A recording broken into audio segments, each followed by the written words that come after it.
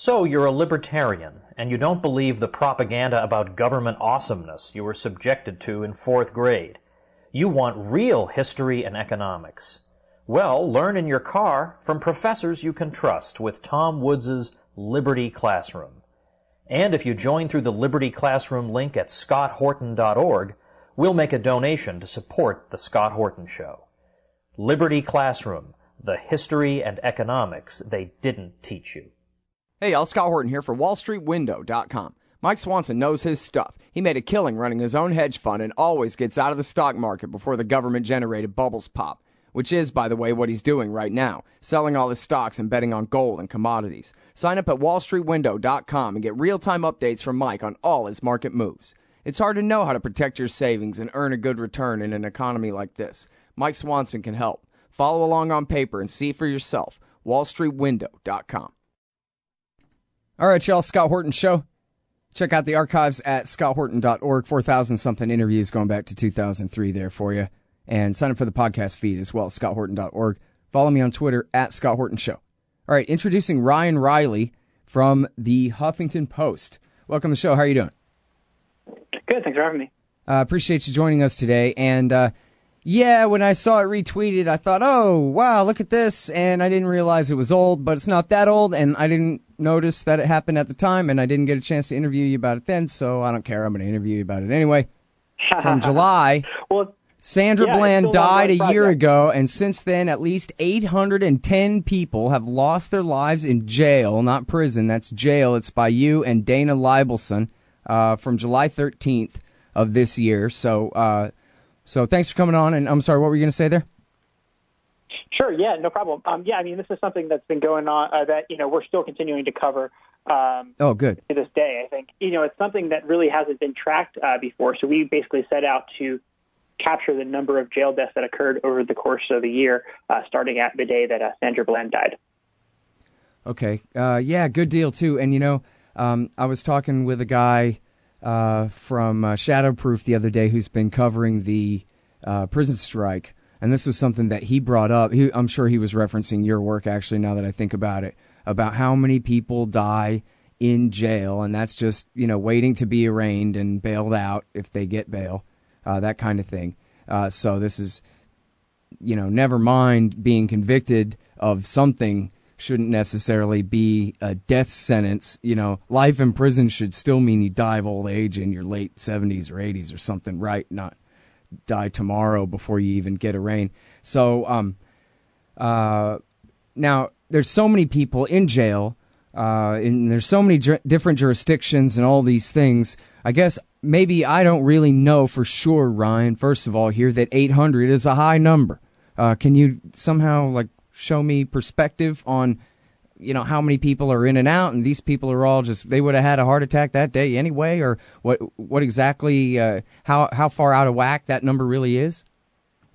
Yeah, well, I think, the way that we should think about it is it's not even really a great comparison to necessarily compare it to just, the general population at large or something, because you have a population that's coming in with a very, specific sort of, basically, a specific sort of issues. Many of them are coming in and they have, problems with drugs or alcohol. But really, jail, if we had sort of put proper standards in place, could be one of the safest places in the world to be and have sort of top-notch medical care and that sort of thing. But often that's just, not the case. And there's a big phenomenon that we've sort of been picking up on with basically officials insisting that inmates are lying about their medical needs or, just sort of faking it and want to get out in some way or start, trying to scam them in some way. And that can have really deadly outcomes in a lot of cases. We published a video a couple of weeks ago that we obtained exclusively that showed basically that someone who was having heart issues, he was saying, I can't breathe, I can't breathe, I can't breathe, about 19 times in this video that they recorded inside the jail, and his needs were just completely ignored, and they dumped him in a jail cell that evening, and he ended up, they found him dead the next day. So there's a lot of different motivations that go into that. In that case, it was a for-profit prison where, they only get so much money per inmate, and there's not a lot of reason for them to really want to spend a lot of money on the medical needs of the people who are in their care at this point. So, it's sort of an extraordinary issue that I think has, really been sort of undocumented, because while we do have some numbers from the federal government, they really don't tell the complete picture, because, for example, that guy will probably go down as, someone who had a heart issue in jail. And what's not said is that, his pleas for help after he was pepper sprayed and thrown to the ground were ignored by the personnel there, and his life, could have been spared had they sort of done their jobs properly. And the one thing that we focused on back in July was also just in terms of suicides. And jail suicide should almost be entirely preventable if you have proper procedures, if you have proper screening procedures, and you have proper protocols in place to make sure that people don't have access to the sorts of things that they would be able to use to commit suicide. But that's just really not the case in a lot of facilities today. It's not, being a jail guard in a lot of places is not a particularly well-paying job. It's not something people necessarily see as a long-term career option. It's often just a stepping stone for people very early on in their law enforcement career. So what you end up having is a lot of, underpaid people who are very inexperienced dealing with some of the people in, one of the most fragile times in their lives, which is right after, an arrest. Right. Okay. Yeah. So a lot to go back over there already. First of all, as far as the new cops, yeah, that's right. I actually knew a guy when I was a cab driver who was a fellow cab driver of mine who became a cop for a little while, and he quit before he even finished his tour inside the local jail. You have to do 2 years inside the Travis County Jail before they let you go out there and be the deputy on patrol. And for him, he was one of these guys, even though he's a right-winger, he was like a real George Washington, Bill of Rights kind of guy, really meant his oath when he was in the military and all that. So he wanted to be a good cop out there really protecting people's rights, even those bad criminals. He was going to protect their rights because that's the deal and all this stuff. And he gave up after like 10 months and said, oh, my God, I can't. And what he described was basically, like you said, the presumption of malingering, or maybe like the better way to put it is the presumption that anyone in there, even though it's just the local jail, the presumption that anyone in there is a guilty murderer, drug dealer, scumbag, pimp, whoever, who's not even deserving the slightest bit of respect or benefit of the doubt if they say they can't breathe. It's presumed that they're all the lowest criminal who's obviously, must be presumed in the first place to be dishonest. When really, and especially now when everybody commits 3 felonies a day just for getting out of bed in the morning, there's even a book like that, of course. Some major percent, of these people would you even categorize as like not even really belonging in jail at all? And then they get thrown in there with somebody who maybe actually did just stab somebody to death, Right. That's the big thing. That's sort of the reason that we chose to focus on jails, because, what you're dealing with there is a population that hasn't been convicted of a crime and is supposed to be presumed innocent of any crime that they've been accused of. And that's not how jails are. And maybe even if they were convicted, it wouldn't even necessarily be a prison offense, right? They could be in there for almost nothing and get deferred probation or something. For sure, yeah. The one woman that I talked to in the story was in for some minor traffic stuff that she couldn't afford, the fines on, and it sort of got out of hand and away from her. This is very low level stuff. In fact, another case that we've covered pretty extensively now was an individual who was smoking pot in his own home. Or allegedly smoking pot in his own home, and ended up getting a ticket and then had a stroke. But couldn't get to the court for his court date in connection with that original citation, and so there was a warrant out for his arrest. And then when he got evicted from his apartment due to his sickness, essentially because he couldn't pay his bills, he ended up getting picked up on that warrant, and didn't have any money to his name, so couldn't afford $100 to get out of jail, and ended up dying behind bars a month later without having ever been convicted of even the low level crime of which he was accused. So, it's sort of an extraordinary situation we've gotten ourselves into where we're holding these people behind bars, and, often it has these tragic sort of outcomes because we're holding them in a dangerous environment where they're often being watched by people who, aren't necessarily fully invested in their best interest and, may not, particularly care too much about their needs. Yeah. Well, and you know what, to be perfectly honest, for the most part, we're talking about a bunch of meathead, idiot, particular individuals who are cops who don't know anything and don't care about anything either, and except eating steroids all day and being a jerk. And that's why they became a cop in the first place. So that's the thing is we hired all the worst people in our county to be our security force, and now we're wondering why we have such a problem with them all the time. Sure. I mean, I would say that I think that you would find that within the law enforcement community, there's not a ton of respect for people who really serve as jail guards, essentially. There's a question of, if you've been a jail guard for a certain number of years, what did you do? Why aren't you at a higher position at that point? I mean, that's really that's not the case. There may be places in the country where jail guards are paid well and perform their jobs well, but in a lot of places, that's just not the way it works out. The hierarchy, it's like the lowest rung of the ladder. And, you end up with, very young, very inexperienced, or people who, or perhaps people who, couldn't get a job, sort of higher up, on the ranking in these positions where, like I said, it's a very sort of dangerous time for people in their lives when they're behind bars there, which is, we've gotten so far away from in the country the idea that, jail isn't supposed to be punitive, which is, I think, something that sort of shocks people when you say it, but it's true. Pre-trial detention is not supposed to be punitive. It's not supposed to be something that is any kind of punishment because you're not being found guilty. It's, in theory, in the best practices, it's supposed to only hold people who are truly a ongoing public safety threat to the community. It's not supposed to hold people who just, who have a charge that they can't afford bail on. Mm-hmm. But that's sort of where we are in a lot of places in this country today. And here's where we are, too, where nobody's ever even heard of that before. The idea that, we're supposedly, this is the reason we even let there be a government, is the theory that when somebody commits a felony, the local community would just go ahead and lynch them.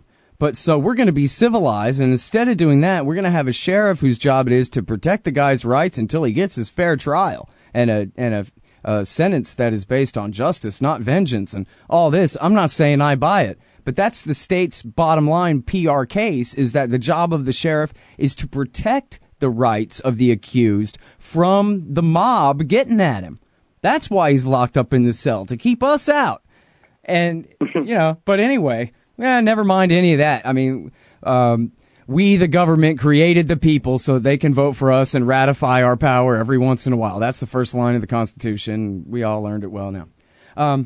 So now let's go back to Sandra Bland here. As you mentioned, the article starts with her, and that's what got y'all interested in wanting to pursue this specifically. And I got to plead ignorance on this. Am I right that...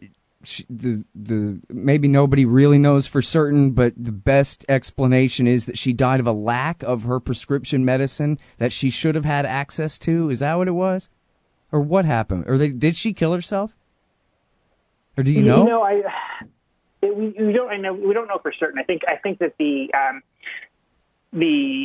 high likelihood is that she killed herself, and I think that the evidence that has sort of emerged sort of indicates that is the case. But I think that, that shouldn't necessarily take responsibility out of the hands of the police department and, certainly not. And law enforcement authorities here, which is really something that we tried to get across in the story. Right. And especially in her case where, that was one where it was cut and dry that she was clearly the victim of a crime perpetrated by the cop, full stop. And that was it. He kidnapped her is all he did. So if somebody kidnaps somebody and holds them in their basement and they kill themselves after 3 days, you don't say, oh, well, it was just a suicide, not the kidnapper's fault.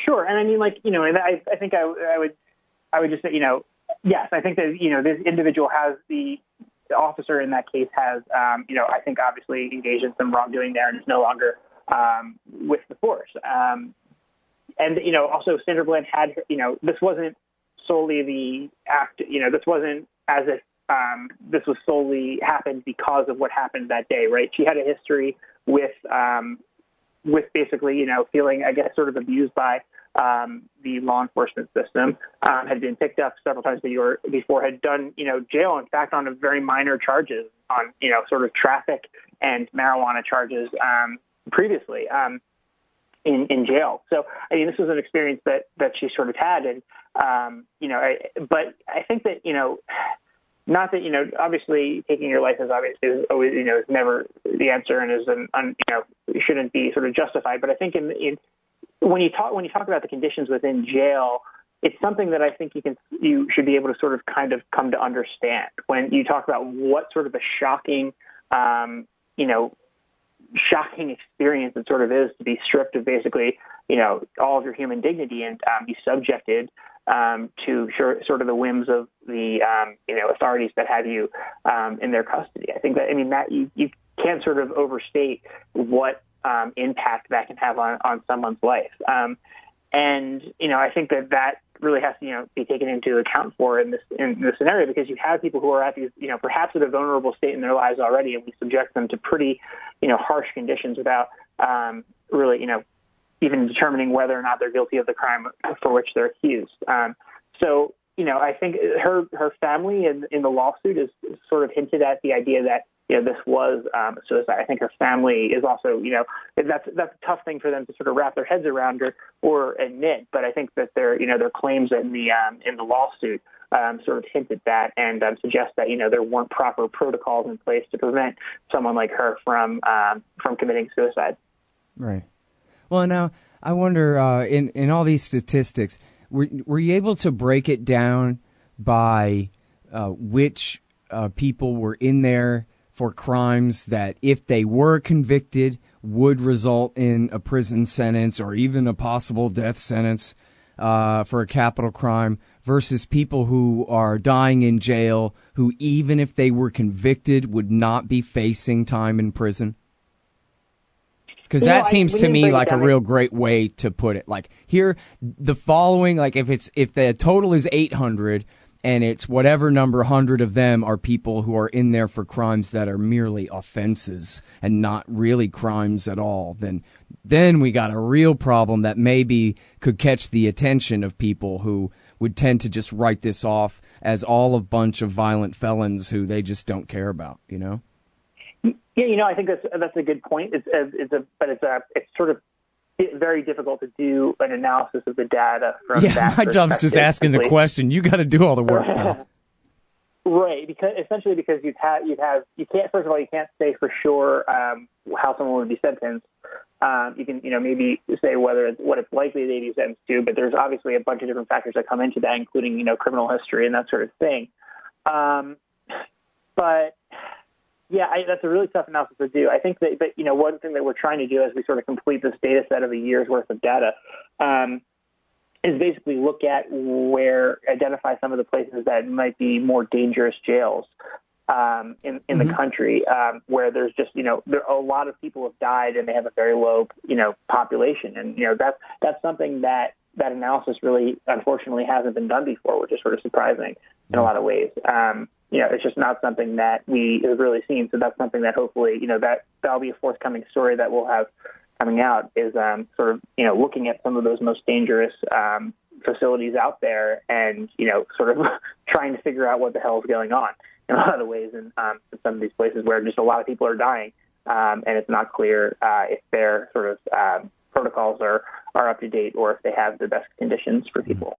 You hate government, one of them libertarian types, or maybe you just can't stand the president, gun grabbers, or warmongers. Me too. That's why I invented LibertyStickers.com. Well, Rick owns it now, and I didn't make up all of them, but still, if you're driving around and want to tell everyone else how wrong their politics are, there's only one place to go. LibertyStickers.com has got your bumper covered. Left, right, libertarian, empire, police, state, founders quotes, central banking. Yes, bumper stickers about central banking. Lots of them. And, well, everything that matters. LibertyStickers.com. Everyone else's stickers suck.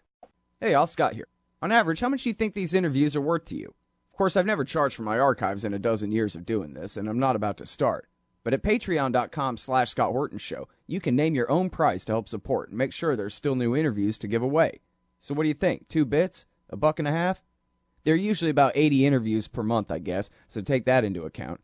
You can also cap the amount you'd be willing to spend in case things get out of hand around here. That's patreon.com/Scott Horton Show. And thanks, y'all. Hey, double check Travis County, Texas, man, because, they have a reputation as being not as bad of criminals as the Williamson County Sheriff's Department, but Well, it's another cab driver story, actually. A cab driver that I, had met before anyway. I kind of knew him. He murdered a couple guys. Pretty sure he was guilty of picking the fight and murdering these two guys in his cab. But he died in jail, and they ran this whole giant thing in the newspaper just to convict him after the fact, basically, not even really telling his side of it at all.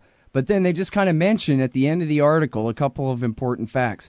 One, this gigantic barrel-chested guy had lost something like 100 pounds or 90 pounds or whatever. It's been a long time, but he had lost tens and tens and tens of pounds while he was in jail, this guy, before he died. But they didn't explain why. And then they also said, oh, yeah, by the way, however many tens or maybe even more than that people have died in the Travis County Jail in the last year. And I remember being completely shocked, and I'm a very cynical guy about these things, but it was so many people were dying in the Travis County Jail that it really made me wonder, like, whether there was something, sort of like you're saying, you have these certain jails where something is really wrong in the way it's being managed, that you have much higher percentages in their cases. I'd be willing to bet, Travis County is one of those, at least in the past.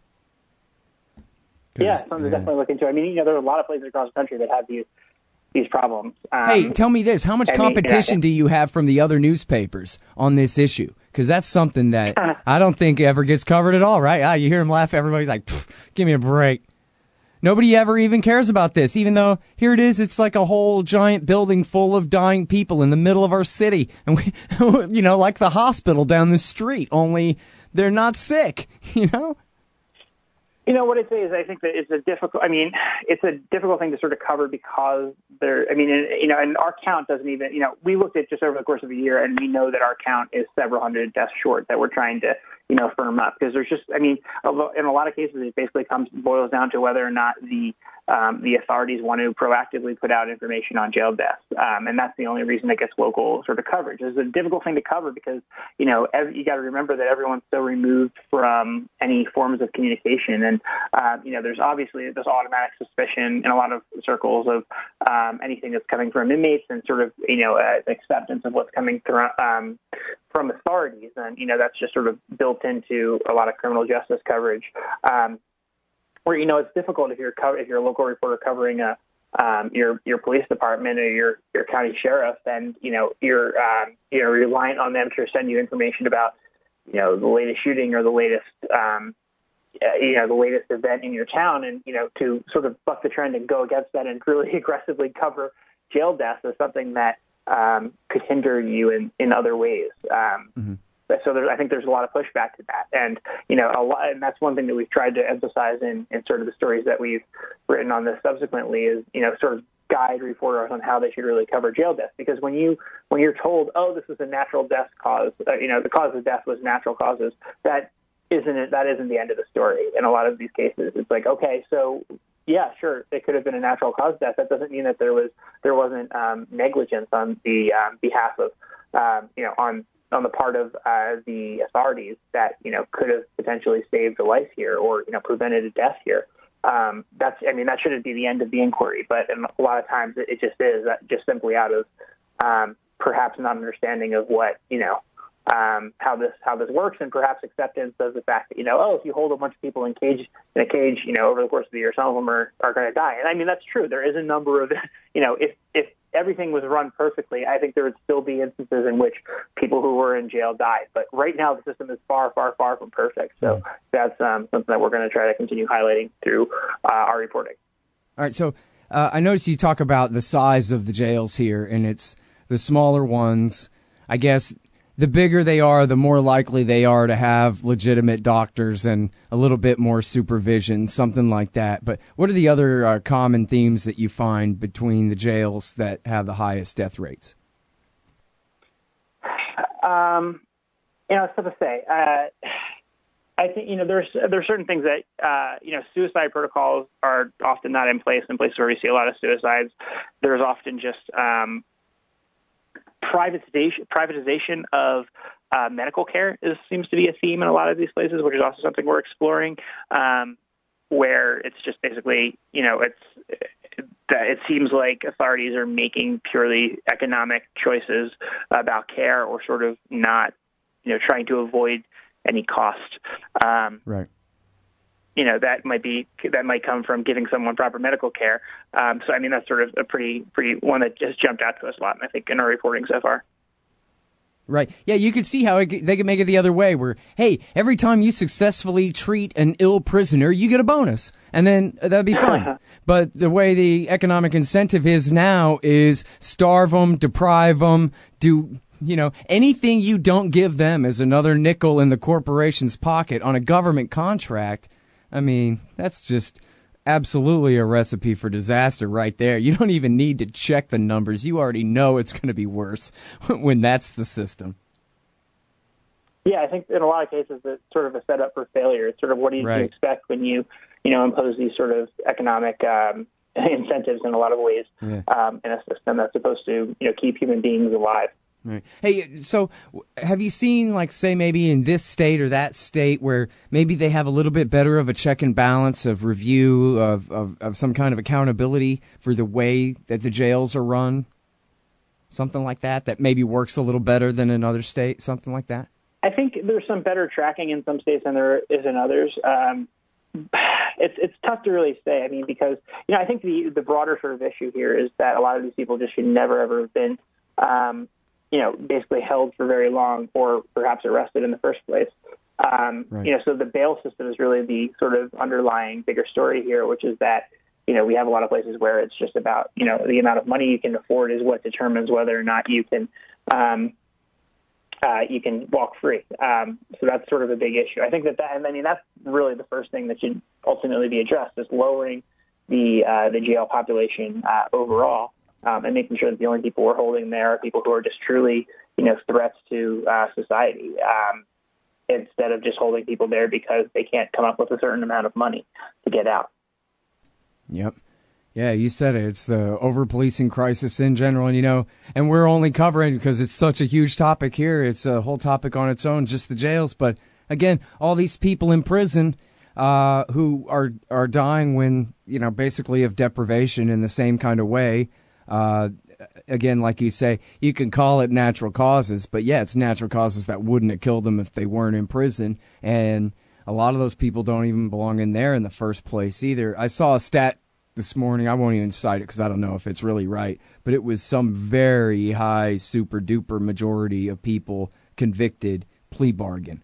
The trials, and this is something that guy from Shadowproof talking about the prison strike had brought up as well, about how trials are really just on TV and a thing of the past because the choice is always plead to 3 years or face 30. And so everybody just pleads guilty. And, the whole thing about, the Fifth and Sixth Amendment is just PR for the rubes for the most part, Law and Order TV show and all that. That's really not how it works. And so, who knows by those standards how many people in prison, really are innocent of the charges they're convicted of. Even assuming that the charges and the conviction and the sentencing are, basically copacetic where they should be, Yeah. It's it's a big issue because people pleading guilty, is a huge overwhelming issue in the system. Yeah, it's funny, everybody's got so many priorities, but this just seems like this is basically job one of the state, supposedly, is impartial and fair trials, civil and criminal. It's the heart of America's PR shtick. Red, white, and blue, and eagles, and apple pie, and the Bill of Rights. The right to face your accuser and cross-examine them and testify in your own defense, god dang it, and all of this stuff like on TV. And it's just is not how it works at all. And it should be how it works. That's why people believe in American freedom and whatever, is because they believe that at the end of the day, innocence is a defense. But if innocence isn't a defense, then, where are we at? What are we going to do about it? Yeah, you're right. It's a huge issue overall with just the way that I think the system works and a lot of the presumption of innocence not really being something that really means too much within the current criminal justice system in a lot of places across the country. Yeah. Oh, yeah, well, you're in the wrong political party, so let's fight about that. No, I'm just kidding. Great work, man. I really appreciate what you've done here and your time on the show today, Ryan. Yeah, thanks for having me so much. All right, y'all, that is Ryan J. Reilly. He wrote this thing back last July at the Huffington Post with Dana Libelson, and it's called Sandra Bland Died 1 Year Ago. And since then, at least 810 people have lost their lives in jail. As he said, that number is quite low. They're working on it and going to have an update soon for us there. But very important work there, everybody. Please go and take a look at it. Sandra Bland died a year ago at the Huffington Post. And that's the Scott Horton Show. Thanks, y'all, very much for listening. Check out the sign up for the podcast feed at scotthorton.org. Follow me on Twitter at Scott Horton Show. And check out the new thing at libertarianinstitute.org. Hey, y'all, Scott here. Ever wanted to help support the show and own silver at the same time? Well, a friend of mine, libertarian activist Arlo Pignatti, has invented the alternative currency with the most promise of them all. QR silver commodity discs. The first ever QR code 1-ounce silver pieces. Just scan the back of one with your phone and get the instant spot price. They're perfect for saving or spending at the market. And anyone who donates $100 or more to the Scott Horton Show at scotthorton.org/donate gets one. That's scotthorton.org/donate. And if you'd like to learn and order more, send them a message at commoditydiscs.com or check them out on Facebook at /commoditydiscs. And thanks. All right, y'all, Scott Horton here, and I got a great deal for you. Anyone who helps support this show with a $50 donation or more gets a copy of the brand new Rothbard book, Murray N. Rothbard book, of long-lost essays from 1967 and 68. It's entitled Never a Dull Moment, A Libertarian Looks at the 60s. Murray N. Rothbard, really Mr. Libertarian himself, on Vietnam, conscription, civil rights, LBJ and Nixon, and all kinds of great stuff from back during those times. Never a dull moment, and it's an exclusive. It's not available on Amazon yet. It's an exclusive, so far at least, for listeners of this show, so be the first to get it. Help support this show at the same time. Just go to scotthorton.org/donate. And again, anyone who sends $50 on this way, along with a mailing address, and I will get this book right to you. Thanks.